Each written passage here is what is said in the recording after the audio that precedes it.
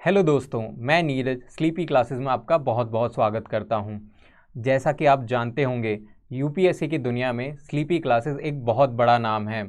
Over the years बहुत सारे students ने स्लीपी का कंटेंट रेफ़र करके, स्लीपी के यूट्यूब वीडियोस देखकर यूपीएससी में टॉप रैंक हासिल करी है। और ना ही सिर्फ यूपीएससी में बल्कि मल्टीपल स्टेट्स की पीएसएस में भी टॉप रैंक हासिल करी है। अगर मैं आपको दिखाना चाहूँ, ये सभी टॉपर्स ने स्लीपी का कंटेंट रेफ़र किया है। तो इसी को आगे बढ़ाते हुए, after getting lot of request from the students, sleepy classes आपके लिए लेके आ रहा है एक CUET अंडर ग्रेजुएट प्रोग्राम जो कि सोशियोलॉजी में होगा। तो दोस्तों, इससे पहले कि आगे बढ़ें, जान लेते हैं कुछ इंपॉर्टेंट चीज़ें। 12 मार्च लास्ट डेट है फॉर्म भरने की, और ये एग्ज़ाम 21 मई से लेके 31 मई के बीच में कंडक्ट करवाया जाएगा। अब अगर आपके मन में क्वेश्चन है कि भाई CUET होता क्या है, तो जान लेते हैं इसके बारे में। CUET एक सिंगल विंडो अपॉर्चुनिटी प्रोवाइड करता है स्टूडेंट्स को। जो स्टूडेंट्स अभी 12th का एग्ज़ाम दे रहे हैं या रिसेंटली उन्होंने 12th पास करी है, अगर वो अपनी हायर स्टडीज़ किसी सेंट्रल यूनिवर्सिटी में प्लान कर रहे हैं, तो उनके लिए CUET एक मैंडेटरी एग्ज़ाम होगा। फ्रेंड्स, 2022 से पहले जितनी भी डिफरेंट यूनिवर्सिटीज़ थी, चाहे वो JNU हो गया या दिल्ली यूनिवर्सिटी हो गई, वो अपना खुद का एडमिशन प्रोसेस फॉलो करती थी।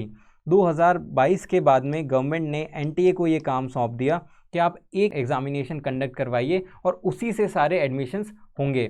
दोस्तों, सबसे इम्पॉर्टेंट बात, 12th के मार्क्स का ज़्यादा वेटेज नहीं रहेगा। अगर आप एक डिसेंट सा स्कोर CUET में ले आते हैं तो भी आप एक अच्छी यूनिवर्सिटी में अप्लाई कर सकते हैं। अगर आप जानना चाहते हैं कि कौन कौन सी यूनिवर्सिटीज़ हैं जो पार्टिसिपेट करती हैं, तो दोस्तों ये सारी यूनिवर्सिटीज़ हैं। अगर आपको JNU से ग्रेजुएशन करनी है या बनारस हिंदू यूनिवर्सिटी से ग्रेजुएशन करनी है, तो आपको CUET देना पड़ेगा। पैटर्न की बात करूँ तो यहाँ पे NTA हमें 10 सब्जेक्ट्स की ऑप्शन देता है। टोटल 61 सब्जेक्ट्स हैं, उनमें से हम कोई भी 10 सब्जेक्ट्स चूज़ कर सकते हैं। ये उन बच्चों के लिए है जो या तो 12th का एग्ज़ाम दे रहे हैं या जिन्होंने रिसेंटली 12th पास करी है और कंफ्यूज्ड हैं कि किस सब्जेक्ट में हमें ग्रेजुएशन करनी चाहिए। उन्हीं के लिए मल्टीपल चॉइस दी गई है।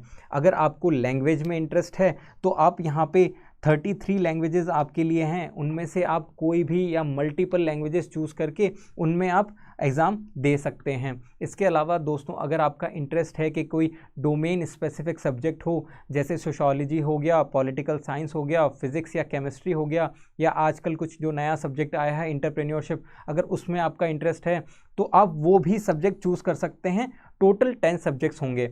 इसके अलावा दोस्तों, कुछ ऐसी यूनिवर्सिटीज़ हैं जो कोई और एग्ज़ाम ना कंडक्ट करवा के एक जनरल एप्टीट्यूड टेस्ट के बेसिस पे ही अपना एडमिशन लेती हैं।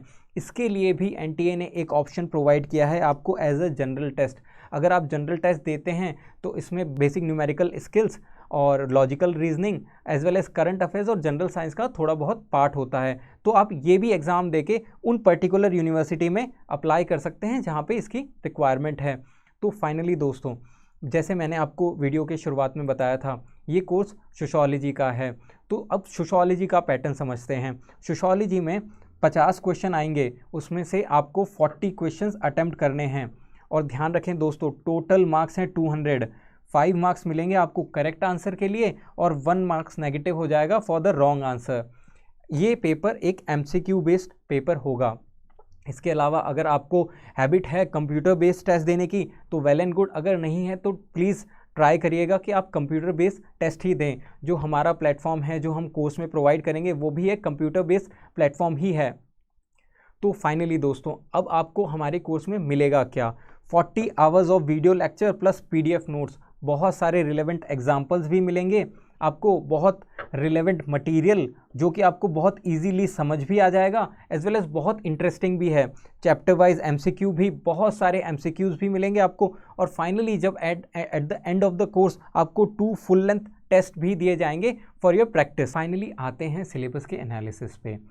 मैं अगर आपको ब्रॉड ओवरव्यू देना चाहूँ तो ये सिलेबस है 2 NCERTs पे बेस। एक है इंडियन सोसाइटी और एक है social change and development in India. इन्हीं दोनों NCERTs के बेसिस पे ये सिलेबस है, एज वेल एज जो हमने कोर्स डिज़ाइन किया है इन्हीं 2 बुक्स को रेफ़र करके किया है। अगर मैं आपको थोड़ी सी सिलेबस की अंडरस्टैंडिंग देना चाहूँ तो ये स्ट्रक्चर ऑफ इंडियन सोसाइटी में हम पढ़ेंगे caste system, as well as जो कास्ट सिस्टम जो न्यू न्यू मॉडर्न वे जो सोसाइटी में क्लास सिस्टम में जो ट्रांसफॉर्म हो रहा है वो चीज़, एज वेल एज जो सोशल इंस्टीट्यूशंस हैं जैसे फैमिली हो गया, मैरिज हो गई, एज वेल एज जो रिलीजन हो गया, यही चीज़ें हम सोशल इंस्टीट्यूशन में डिस्कस करेंगे। बहुत फैसिनेटिंग होता है, बहुत इंटरेस्टिंग होता है, आपको डे टू डे लाइफ में अंडरस्टैंडिंग आपकी बढ़ जाएगी कि कोई चीज़ अगर कोई हम रिचुअल फॉलो कर रहे हैं या कोई एक पर्टिकुलर पैटर्न फॉलो हो रहा है तो वो क्यों हो रहा है, एक आपको ब्रॉड अंडरस्टैंडिंग ज़रूर मिल जाएगी। इसके अलावा एक इंटरेस्टिंग सब्जेक्ट है the challenges of unity in diversity. जो रीसेंट प्रॉब्लम्स हम देख रहे हैं कम्युनलिज्म की, रीजनलिज्म की, कास्टिज्म की, ये सारी प्रॉब्लम हम डिटेल में डिस्कस करेंगे। इन पे क्वेश्चंस भी होंगे, इन पे बहुत अच्छा डिस्कशन भी होगा, एज वेल एज आपको बहुत सारे रिलेवेंट एग्जांपल्स जो करंट इवेंट्स हैं या ऑल ओवर द वर्ल्ड जो इवेंट्स हैं वो भी हम डिस्कस करेंगे। अगर सोशल चेंज इन इकोनॉमी में देखें तो कैसे लैंड रिफॉर्म और ग्रीन रिवोल्यूशन से इंडिया जहाँ पे एक फूड डेफिसिट कंट्री था उससे एक फूड सरप्लस कंट्री में कन्वर्ट हो गया। कैसे क्लास स्ट्रक्चर में चेंजेस आए, जहाँ पे पहले एक जॉइंट फैमिली हुआ करती थी वहाँ पे न्यूक्लियर फैमिलीज़ होने लग गई। बहुत सारे इंटरेस्टिंग टॉपिक्स हैं जो पढ़ेंगे। एक मेरा one of the favourite topic है मीडिया एंड सोशल चेंज। अगर मैं आपको एग्जांपल देना चाहूँ तो जैसे निर्भया केस के बाद में मीडिया ने जो भी मूवमेंट चलाए या मीडिया की वजह से जो सोशल लॉज आए उसमें वुमेन सेफ्टी पे बात होने लगी, ऐसे ही बहुत सारे मीडिया की वजह से जो चेंजेस आए वो सब कुछ डिटेल में डिस्कस करेंगे। बहुत ही इंटरेस्टिंग टॉपिक है।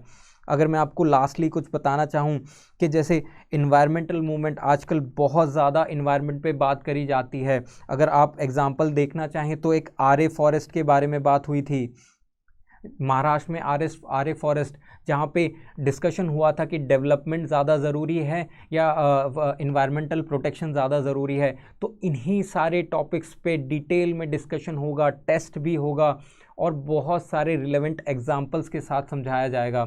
तो आई होप कि आप एनरोल करेंगे और बहुत कुछ सीखने को भी मिलेगा। और इन केस जैसे ही आपका पेपर क्लियर हो जाता है तो आई सपोज़ आप सोशियोलॉजी में आपकी ग्रेजुएशन भी परस्यू करेंगे। Thank you.